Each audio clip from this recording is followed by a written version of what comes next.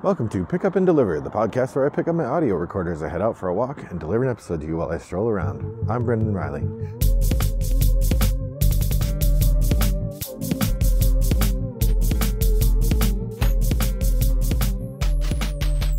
Well, good evening, listeners. It's a lovely day here in suburban Chicago. It is now. My phone thing says it's 51 degrees out, but I can't believe it's that warm. I think it's in the mid 40s is my guess. Maybe even low 40s. I'm putting on a hat and gloves for this walk. Kind of been inside all day doing some work. I thought I'd get out, talk to you, my friends, take a little stroll, get the blood pumping, get the review rolling, etc., etc. So I thought I would talk to you today about a few games, because the last episode I did was not a review episode and I'm still catching up, although I'm getting close to getting caught up on the new games I've played list. So that's exciting. All right, so today is a board game espresso triple shot. For those of you new to the podcast, this is a segment I do in which I review 3 games that I've played 1 or 2 times each. So these are first impression reviews. And then I talk about one game that I recently dusted off, meaning I got it out of, I played it and it's been more than a year since I played it. So I'm kind of bringing it back into play, dusting it off, so to speak. Generally, like I said, I've only played most of the games once or twice when I'm talking about them, so keep that in mind. Take my impressions with a grain of salt. All right, so the first game I want to talk about is called Chroma Mix. This was a Kickstarter game from an independent publisher, and full disclosure, I am friends with the independent publisher. His name is George Zeng. He comes to Toggle Gaming, and I think he's a really swell guy. So take that with a grain of salt, a double salt. For this podcast or this episode, but I will say this is a fun little card game. Chroma Mix is a deck building game of sorts. Hand management is probably a better sobriquet, although it does have a deck building component. In the game, you start with a couple different cards that are different colors, either pink, you could do cyan, magenta, or cyan, magenta, CMYK, cyan, magenta, yellow. Okay, so CMYK, cyan, magenta, yellow, and I think the K stands for black. The idea being, this is a game about making colors using ink. And so you start with cards from those 3 base colors. And the way the game works, you can play a card onto the table, and then when you play that card, it will give you the option of doing something, or you can mix some new ink by getting rid of cards you already have, or there is an action you can do where you pick up all of the cards that you had played on the table. The reason it's hand management and not deck building is that you always have all your cards in your hand or on the table in front of you, but because you always have to spend 2 cards to get a new one, and the more elaborate colors require cards that kind of step up to them, you're always thinning your deck as well. Your hand never gets all that big, except toward the end of the game you might start to assemble a big hand toward one of the winning conditions. The game has a couple different win conditions that you achieve through buying one of the top level cards. So that's one of the interesting things. You can't win until you buy one of the top level cards, and then the top level card that you buy gives you access to one of the win conditions, which you then achieve through this same process of sort of buying and manipulating cards. It's a pretty tactical game. I mean, you definitely need strategy, but there's tactics in terms of which cards come out into the market. Then you are sort of changing cards into other cards as you race toward the goal. Once you've played a few times, you realize it is a race game. It's not that long, maybe 15 or 20 minutes. The art is fine. It's not amazing or anything, but it's passable.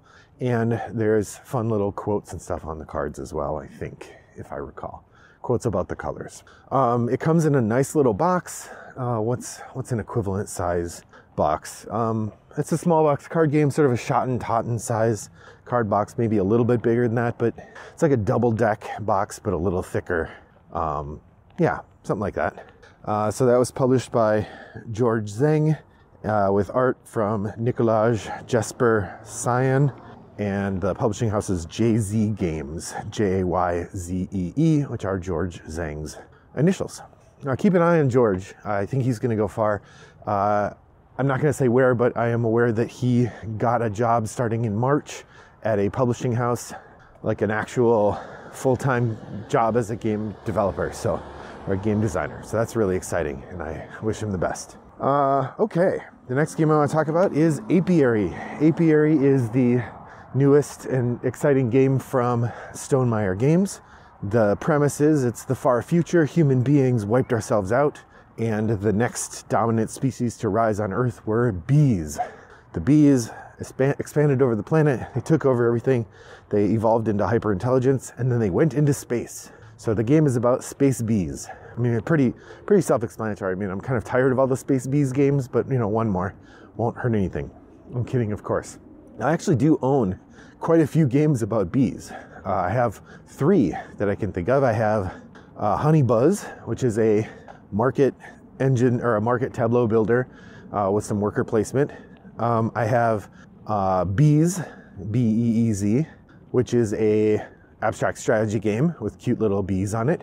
And then I have Bees, which is a real-time flower construction and harvesting game, which I think is B with 5 E's, and then an S and an apostrophe, or exclamation point. So you would have thought, Brendan, you picked up a copy of Apiary, huh? I did not, and there's a couple of reasons. One, at first glance, it was not yes for sure, which tends to be the case with Stonemaier games for me. I generally like them, but they're not top shelf for me. The one that really has tickled my fancy and really I've gone all in on is Wingspan. The moment I saw that game, I knew it was for me, and I've got every expansion so far. I don't have the gigantic box, but everything else. So that one is really top notch for me. Most of the others are good. I enjoy playing them. I really do like Scythe quite a bit. I like Tapestry quite a bit. But in every case, when I've played them and someone else had them, I'm sort of like, well, I'm glad I didn't buy this. It wouldn't get played much at my house. I can play it with other people. So, and that's the case with Apiary as well. Apiary is a worker placement game. It uses a bumping and growth mechanism, not dissimilar from Euphoria, where you have your workers are dice. In this case, they're like B-shaped dice, sort of, with 4 sides, so that as they go along, they get stronger from level 1 to level 4. And then once a level 4 bee gets bumped, it then goes into hibernation, and you lose it, but you get a bonus when you do that. So the game is played over a series of turns, and on your turn you are placing your bees, bumping other people's bees, then you're getting benefits from the places where you place the bees. The bees are exploring the galaxy, doing sort of 3X stuff. There's no extermination, you're not fighting each other, but you are exploring, exploiting, and expanding for sure. The theme is pretty fun. I do like a game that carefully thinks through its theme, and I would say most of the components are pretty thematic in how they engage with what it is they're doing. The game fits its own theme very well. So I like that. The components are pretty nice. The little bee dice things are good, although they would have been better had the numbers been painted at a higher contrast, at a high contrast thing. The numbers aren't painted, and so they're actually kind of hard to see. I think if I owned this game, I would take a brush and some white paint, and I would paint the numbers on the dice so that we had legible dice in light that isn't great. I know I haven't really said what you're doing in Apiary, but I mean, the reality is it is kind of what you would expect for a game that makes use of most of the X's, the exploit and expand and so on. From that perspective, it does what you would think it's going to. The art is from Kwanchai Moria. It's really great. It does look like space bees. If you can imagine what a space bee would look like, Kwanchai Moria nailed it. I don't think there's any doubt when you're looking at the game that's what it's about, and everybody's pretty happy with it from my perspective. So all in all, Apiary, it's a fun one. It's definitely well worth trying. It does fall into, for me, the Stonemaier category of I'm glad I didn't buy it. It's not a game that I need to own, but if someone brings it and says, hey, you want to play Apiary? I probably will play Apiary. When it shows up on Board Game Arena, I'm sure I will log a dozen plays of it as I figure out how it works and kind of get the hang of it better. But for now, I'm happy to have played it once and gotten to try it. Apiary was designed by Connie Vogelman with art by Kwanchai Moria and published by Stonemaier Games. Next up, I'm going to talk about a game I dusted off, and that game is Fantasy Realms. Fantasy Realms is a game that's had an interesting arc. It came out in 2017, and I specifically remember the year it came out because I was at Origins when I met its designer, and he told me it was coming out. And I confess I didn't go buy it. I probably should have. It would have been nice to help get his sales up at the first con. And it had a slow burn. Like at that first con, I didn't hear anybody talking about it. And for a while after, I did not hear any talk about it. But slowly and surely, conversation built about Fantasy Realms as a really interesting hand building game where you have a deck of cards and all the cards have different scoring conditions on them. And they all kind of interplay off each other. And as you're playing, you're drawing cards and trying to get the best hand you can. But it sort of uses gin rules, like you draw a card and discard a card. And then the next person draws a card and discards a card. The big difference is, in Fantasy Realms, every time you discard a card, you're discarding a card to the open market. And everyone, when they're drawing a card, can take a card from any of the cards in the open market. It's a big open space, rather than, in gin or other games like that, you can only take the top card on the discard pile. In Fantasy Realms, you can take any of the cards in the open market. And the game goes until there are 10 cards in the open market, and then it immediately ends, and whoever has the best hand wins.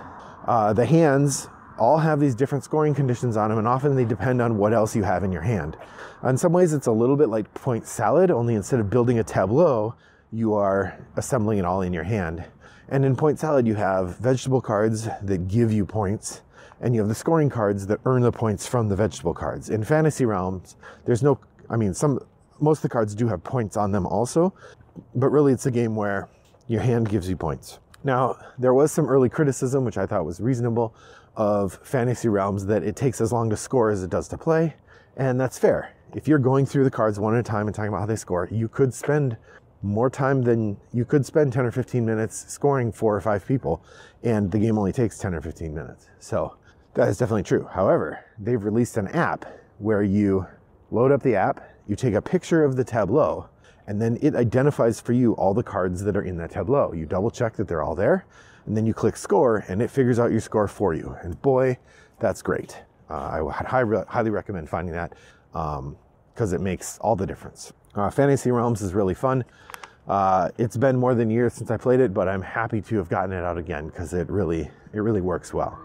So that is Fantasy Realms, designed by Bruce Glasgow, which, if that name seems familiar, it's because it's also the name under the title Betrayal at House on the Hill. So Bruce has 2 bangers out there, and with art by Anthony Kornemeyer and published by WizKids. Finally, today I'm going to talk about a third game. This is a game I picked up at Goodwill for a couple bucks, and I'm glad I got it at Goodwill for a couple bucks because it was fun, but not a game I need to keep. I'm not that interested in holding on to it, so it's gone onto the sell pile. So that gives you a sense of my review. But this is Apollo, a game inspired by the NASA moon missions. The design team is interesting. It's Sarah Addison and John Gilmore. John Gilmore, best known for being one of the co-designers of Dead of Winter. He also designed the auction game Vault Wars, which is one I have and enjoy. And I think, that's it. I know he's done more, but that's all I have in my head about him. And the art is Thomas Rainier, I think. You can look it up on Board Game Geek. It's published by Buffalo Games in partnership with Pandasaurus, I believe. So Apollo, the NASA moon missions, is a game inspired by that. One player plays Houston, and so you have this big control panel with all these indicators that you're tracking. And then the other players play the astronauts in the ship. And what you're doing is you're trying to deal with problems as they come up, accomplish experiments as you fly around in space, and accomplish missions for NASA before your ship gets back to where you're going. The game is, I think, mostly built around the idea that you not necessarily are going to crash, but rather that you're dealing with these things in an orderly fashion and in an amount of time that's necessary. It's pretty tight in terms of turns, and as far as a cooperative game based in history goes, it's pretty neat. The downside to it, the thing that makes it difficult to really enjoy from my perspective, is that it was incredibly finicky. That the NASA player, one of the key things they're doing is they are tracking all this information, and that is most of what they're doing. They do have a little bit more to do, but a significant part of the game that they're doing is tracking information. And then the other players have limited ability to communicate with Houston and have to solve these problems and have relatively minor things you can do for your actions. And so, to use a phrase they use on the board game Brawl, or Board Game Barrage podcast, the juice isn't worth the squeeze. In other words, the game has a lot you have to kind of keep track of and learn, and then it really isn't that fun. I will say we only played the first mission, and there are like 5 in the box. So it's possible that one of the other missions is more fun, or as you play more, it gets more interesting. But for me, the interesting part was the very careful product design that went into this game. It's really carefully made, really thoughtfully crafted. It's beautifully designed from a graphic design standpoint, and it evokes the thing that it's selling very well. I just didn't think it was all that fun as a game, sad to say. But if you're somebody who really is interested in the NASA moon missions, that it's well worth picking up. And I haven't heard anyone talk about this, so I can't imagine it was super successful, meaning you can probably pick it up pretty cheap. If not, send me a message. Maybe you can buy my copy for maybe just $5 more than postage. We'll see. But that is Apollo, a game inspired by the NASA moon missions. Well, that brings me to the end of my time today. I'm curious, friends, what have you been playing lately? Head over to Board Game Geek Guild 3269 and share the games that you've been playing with your friends in the Pick Up and Deliver Guild. We'd love to hear from you. I am over on Board Game Arena with the username Wombat929. I'm also on Board Game Geek itself with the username Wombat929. And I hope that we'll get to chat sometime. We can talk, we could play a game online, and I'd love to hear what you've been playing. We are approaching the end of the year, so I'm always interested to hear in December what are things you like or don't like about the podcast. Are there episodes that you thought were particularly fun that would be a good idea for me to keep going on? It's always tricky to understand what the viewers like best and figure out what the best approach will be for episodes in the coming year. So while you're thinking about that, I am going to finish up my walk here and head inside. So thanks for joining me on my walk today. I hope your next walk is as pleasant as mine was. Bye-bye.